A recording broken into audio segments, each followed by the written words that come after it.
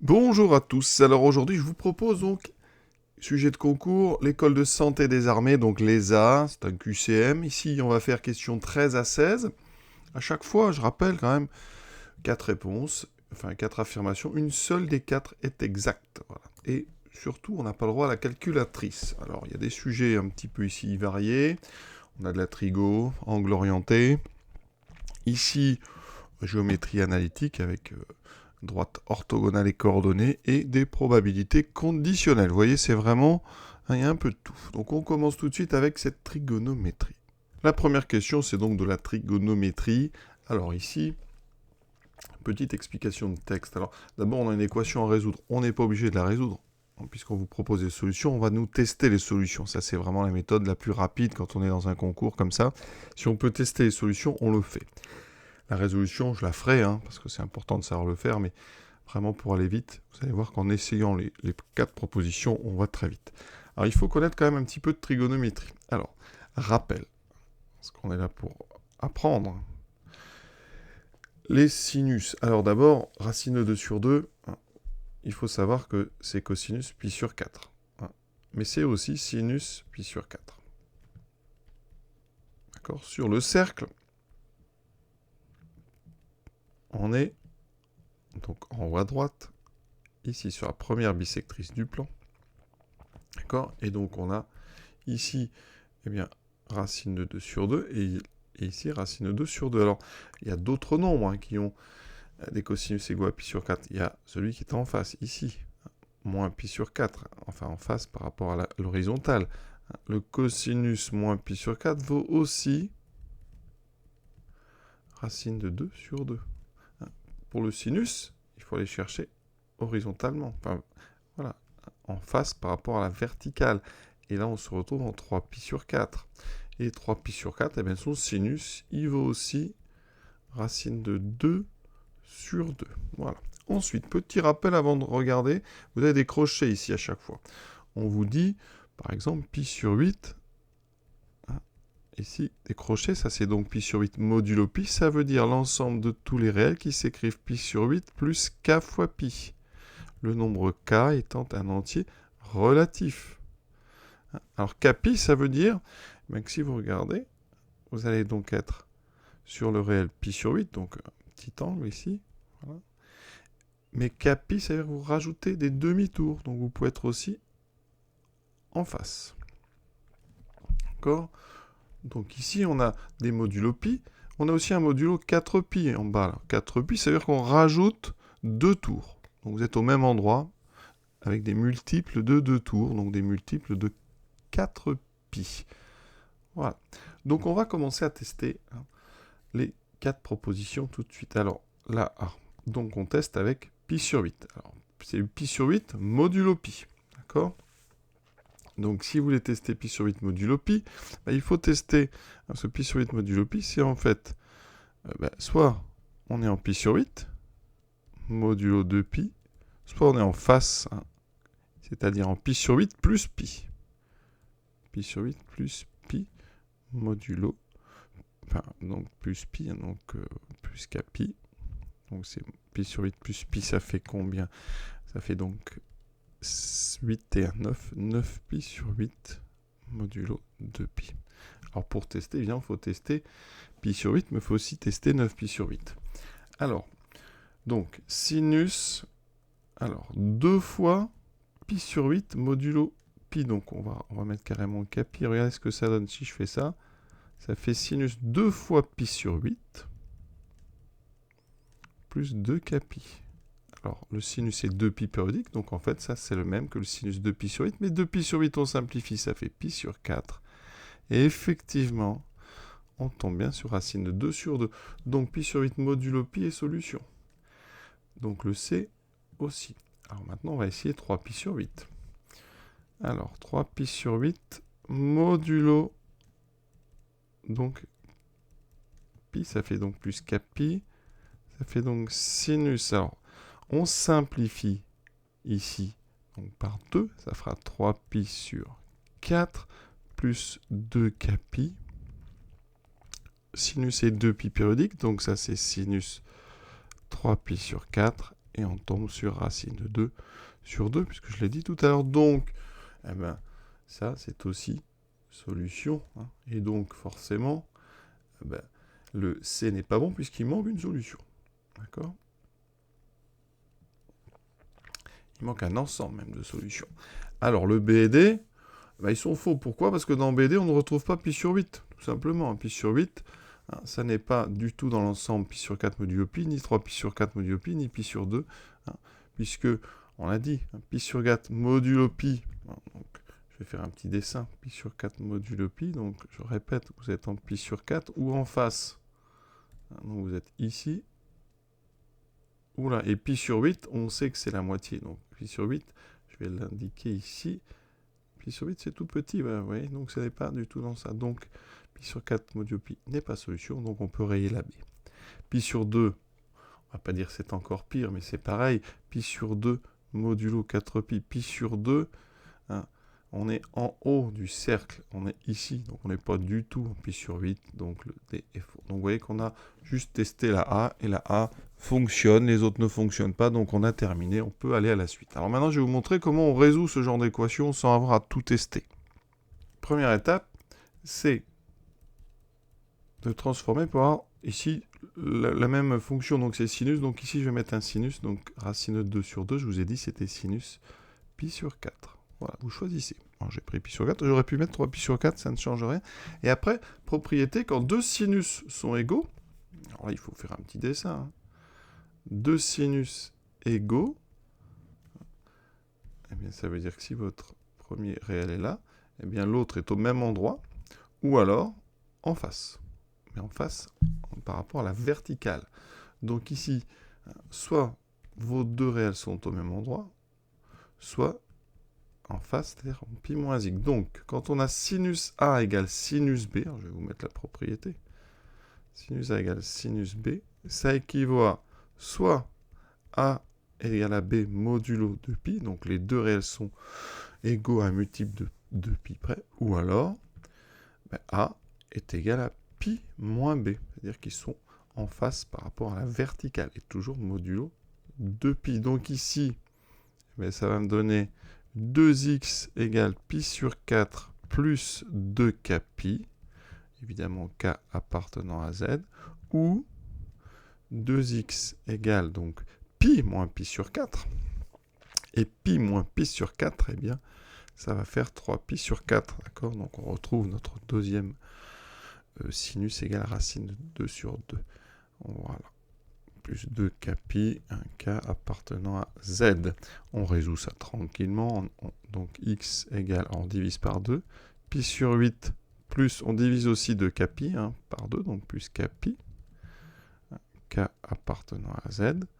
Ou x égale, donc là ça fait 3 pi sur 4 qu'on divise par 2, 3 pi sur 8 plus k pi. K appartenant à z. Conclusion, vous voyez que ça va très vite, hein. Ça fait pi sur 8 plus k pi, donc modulo pi. Hein, c'est des demi-tours. Ou x égale 3 pi sur 8 plus k pi, donc modulo pi. Et vous voyez qu'on a déjà trouvé la réponse A. Ça va très vite hein, si on sait faire, donc à vous de voir.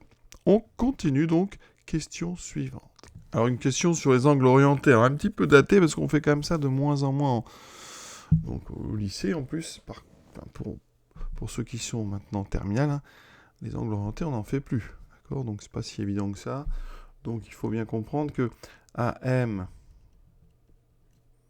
donc, comme ça, AB, c'est donc l'angle orienté entre les deux vecteurs AM et AB. Donc, on va faire un petit dessin quand même. Ici, si on a A et B, ça veut dire que l'angle AM-AB est égal à pi sur 2 modulo pi. Donc, ça veut dire ici, par exemple, que le point M peut très bien être comme ça, avec un angle droit. Là, j'aurai pi sur 2. Si je mets M en bas, j'aurai moins pi sur 2. Donc, on a pi sur 2 modulo pi. Donc, ça veut dire que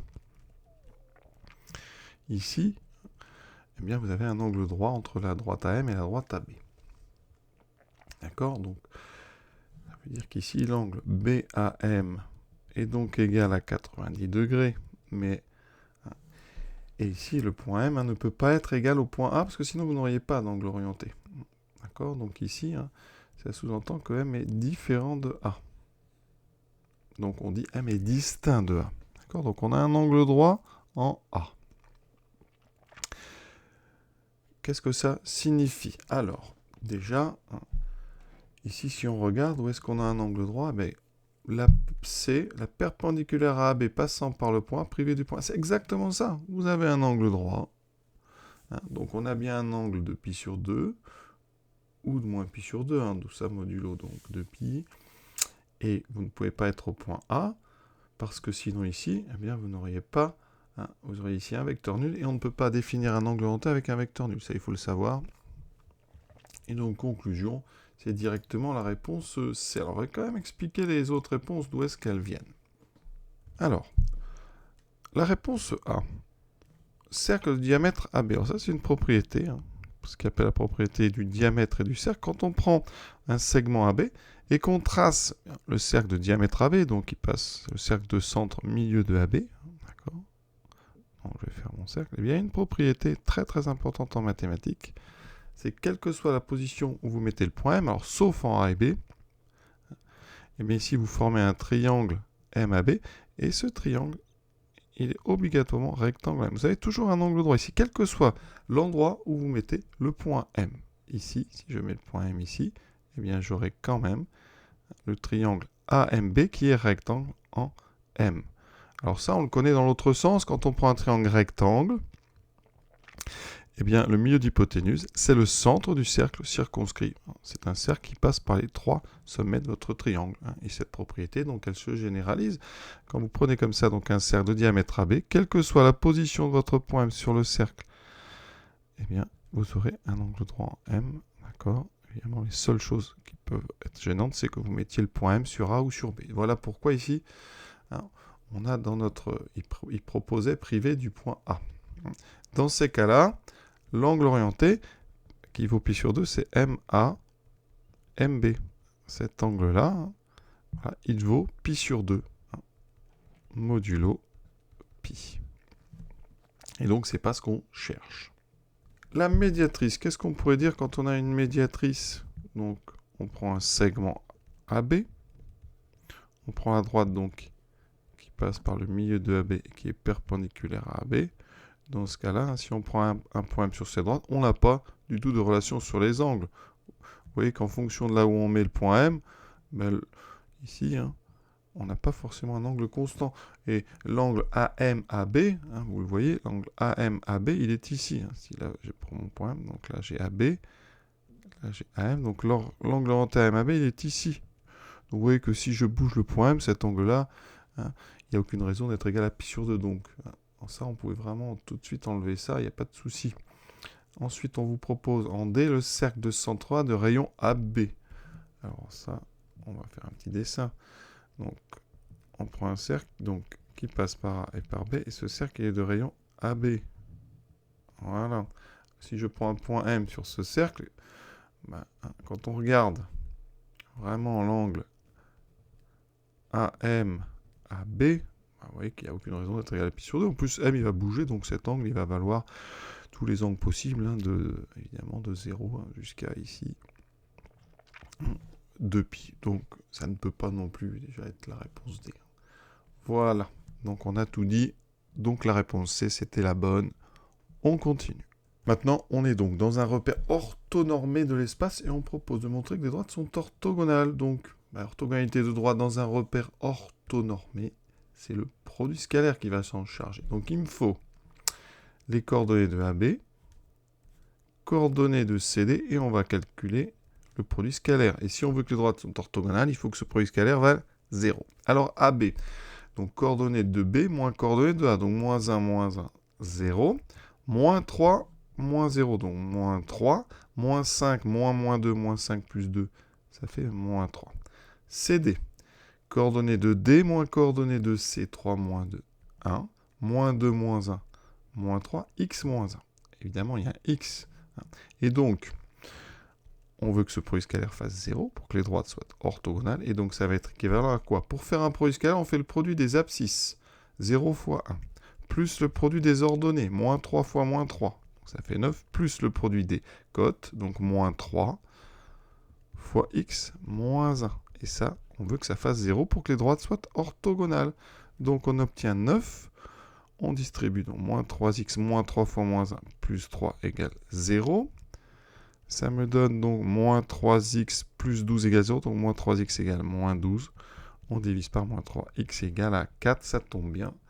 On nous propose 4. C'est la réponse C. Vous voyez, ça, c'est une question facile par rapport aux autres, hein, quand même. Question 16. Les probabilités conditionnelles. Alors, on vous donne P de A inter B. Voilà. Et on vous donne P de B sachant A. D'accord, un quart. Et on vous demande la probabilité de A. Alors, les formules qu'on a dans le cours sur les probas conditionnels. Eh bien, P de B sachant A, c'est P de A inter B sur P de A. Alors, ça tombe bien. Finalement, c'est une question facile. On a P de A inter B, on a P de B sachant A, donc on va avoir P de A très vite. D'accord? Donc ici, si on transforme un petit peu, produit en croix, P de A va être égal à P de A inter B sur P de B sachant A. D'accord? Ça me donne donc ici P de A qui va être égal à donc 1 sixième sur 1 quart. On divise par 1 quart. On multiplie donc par son inverse 4 sur 1. Ce qui me fait 4 sur 6. On simplifie 2 tiers. Ça tombe bien. On me propose donc 2 tiers. Voilà. Alors, petite remarque dans les propositions. Le 3 demi, là, vous pouviez l'éliminer direct parce que c'est plus grand que 1. Donc, ça ne peut pas être 3 demi. En ce qui concerne la résolution, j'ai choisi, vous voyez, d'utiliser un produit en croix. Vous auriez pu ici remplacer tout de suite. Hein. Ça faisait donc 1 quart égale à 1 sixième sur la probabilité qu'on cherche. Voilà, et puis vous résolvez, hein, d'accord? Vous voyez qu'on est obligé finalement de mettre le P de A en haut. Alors sinon, après, on peut multiplier par 4. Ça fait, on va le faire quand même, ça ferait 1 égale, donc on multiplie par 4. Le 4 va multiplier 4 sixièmes, donc on aurait eu 2 tiers sur P de A. Et voilà qu'après, P de A égale 2 tiers. Voilà. C'est à vous de voir un petit peu comment vous résolvez ça, mais ça ne doit pas vous poser de difficultés. Alors, on vous propose 1 sur 24e, enfin 1 sur 24, c'est pour ceux qui auraient fait le produit, hein, qui se trompent, évidemment. Et un 12e, je ne sais pas pourquoi on vous le propose, mais voilà. Donc, question, on va dire, très simple. Vous voyez, dans un concours comme ça, il y a un mélange entre des questions parfois très difficiles, qu'on peut des fois faire très vite, hein, ou très difficiles qui prennent beaucoup de temps, ou des questions sur des thèmes vraiment simples qui prennent peu de temps. Donc, il faut vraiment aller voir partout. Hein. Ne vous arrêtez pas. Hein, il faut aller fouiller toutes les questions pour chercher des fois celles qui sont faciles. Voilà, donc on s'arrête là pour cette série. Je vous souhaite une bonne fin de journée et à bientôt pour la suite.